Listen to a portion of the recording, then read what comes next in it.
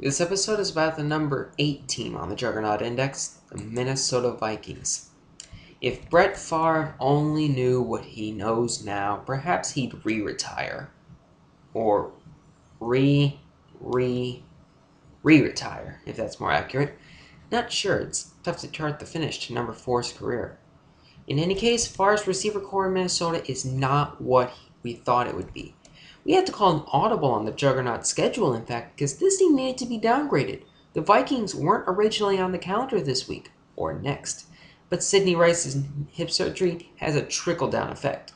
For starters, Rice himself needs to plummet down your cheat sheet.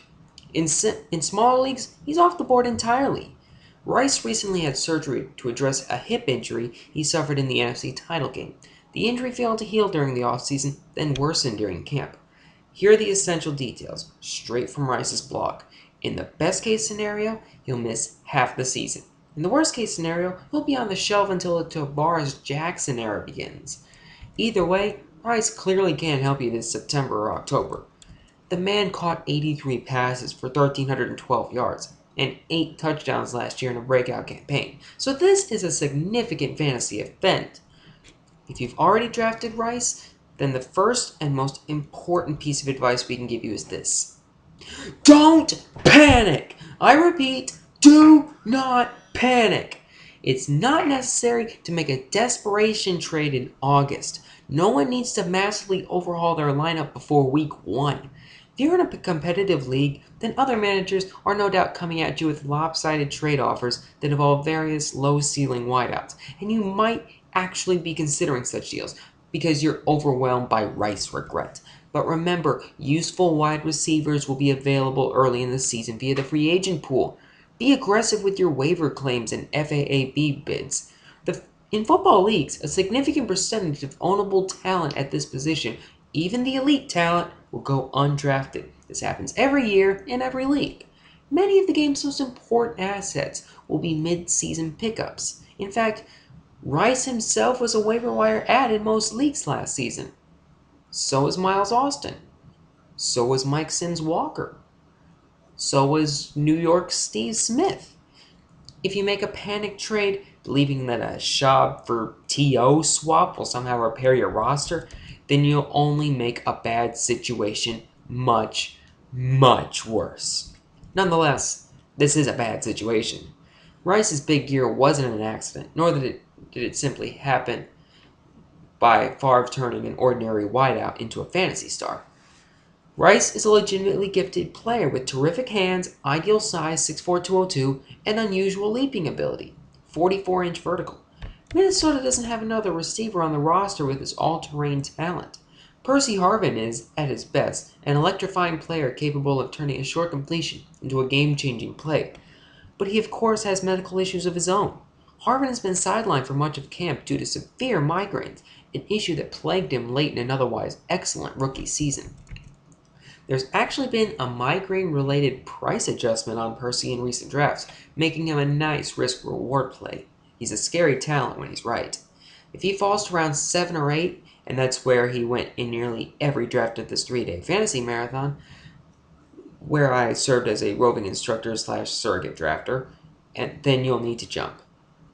He's well positioned to make a value leap in his second season if the Vikings medical staff can manage his brain freeze issues. Bernard Berrien has been a credible deep threat over the course of his 6 NFL seasons, and he delivered a pair of 900-yard seasons in 07 and 08. He's not a high-volume receiver, however. Berrien's best single-season reception total was 71, a total he reached in Chicago with the irreparable Rex Grossman as his quarterback. He's averaged just 51.5 catches per year in his 2 seasons with Minnesota. Still, we're all reluctantly bumping Berrien up the wide receiver ranks following the Rice news. The Vikings' 40-year-old quarterback clearly expects a meaningful contribution.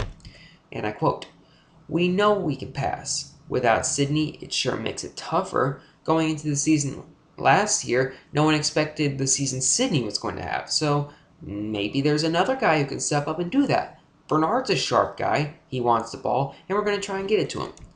Minnesota has added Greg Camarillo to the mix via trade, thus satisfying the team's obvious need for a chain-moving, sure-handed possession receiver. Camarillo caught 50 passes for 552 yards with the Dolphins last season. He didn't visit the end zone, but he also didn't register a drop. In a PPR format, he's on the radar. The Vikings have also signed Favre's former pet wideout Javon Walker, but he hasn't turned in a useful season since 2006. He's now 31, and a combination of injuries, incidents, and Raiderness have derailed his career. Walker is basically a Hail Mary pick for deep leaguers. He's not a player you need to target in a standard format. Greg Lewis and Logan Payne figured to occupy the final spots on the depth chart at receiver. Visante Shenko is buried a bit in Yahoo tight end ranks, but only because the position appears to be loaded. He crossed the goal line 18 times over the past 2 years, and the right situation clearly won't hurt his value. Last year's 56 receptions were a career high, so don't expect Shenko to be a PPR monster. Is it possible for Brett Favre to repeat last year's historic performance with Rice sidelined indefinitely and Harvin dealing with recurring migraine issues? Well, reflexively, I'd like to say heck no, and then spit on the dirt for punctuation because I'm country like that. But I've been burned repeatedly by Favre over the past 3 years, and I'm finished telling people what he can't do. He'll drop slightly in my ranks due to the many red flags attached to his receiver core, but you still need to think of him as at least a situational fantasy starter in any league. He's an all-time great who literally never misses a start, and he's coming off the best season of his Hall of Fame career. In 2009, Favre passed for 4,202 yards and 33 touchdowns while posting his highest ever quarterback rating with 107.2. His best completion percentage was 68.4, his lowest interception rate 1.3, and his finest yards per attempt ratio 7.9. There really were no blemishes on his season, not until the final disastrous throw in the NFC title game. His offensive line remains very good if somewhat overrated, so he'll have a few clean pockets from which to throw. And, by the way, he'll still have the Earth's most dangerous / violent / brilliant / fumbly running back at his disposal. Adrian Peterson is a generational talent, the sort of back who forces a defense to bring an eighth man into the box almost without regard to the game's circumstances.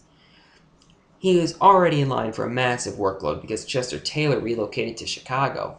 With the receiver core in disarray, Peterson could be relied on even more heavily. He caught a career-best 43 passes last season, and he'll set another career high this year if he remains healthy. He's the top player on my draft board. For reasons that remain unclear, people seem to be disappointed with his 2009 season. At the aforementioned marathon draft event, I had the following conversation with the dude who had the second overall pick. I'll probably go MJD here. I had Peterson last year. He kind of let me down. You know he scored 18 touchdowns, right? Nuh-uh. And he had 2 in week 16, touchdowns in every week of the fantasy playoffs. Nuh-uh. Yep, for real. Well, I'm picking MJD.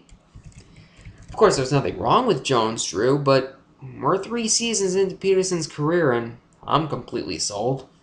He'll be a top 3 fantasy pick for the next 6 or 7 years.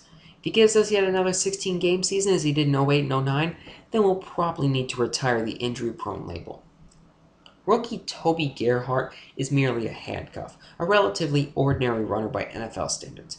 If the Vikings even consider giving him goal line responsibilities, thus sidelining the team's most significant offensive weapon at the most important time, it's a criminally negligent move. Minnesota's defense is tremendous for fantasy purposes, and the team will face a pair of divisional opponents that are likely to be turnover-friendly, Chicago and Detroit. The Vikings team led the NFL in sacks last season with 48, and they were one of only 10 teams that limited opponents to less than 20 points per game.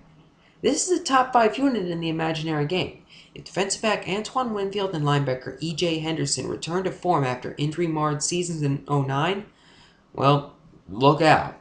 There's plenty of talent here. The IDPs to focus on are defensive end Jared Allen, 14.5 sacks in 09, stylish always.